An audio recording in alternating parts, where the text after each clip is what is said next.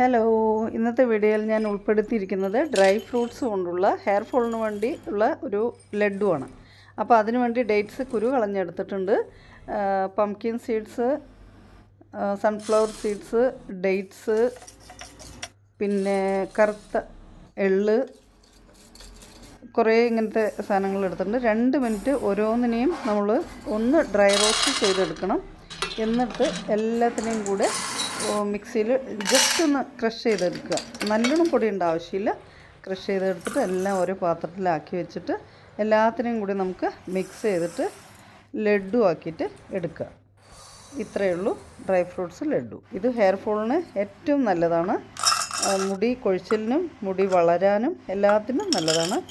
ഇത് ഒരു ദിവസം ഒരു ലഡ്ഡു കഴിച്ചു കഴിഞ്ഞാൽ കുറച്ചൊരു 3 മാസം അല്ലെങ്കിൽ 2 മാസം കൊണ്ട് നമുക്ക് വ്യത്യാസം അറിയാൻ പറ്റും.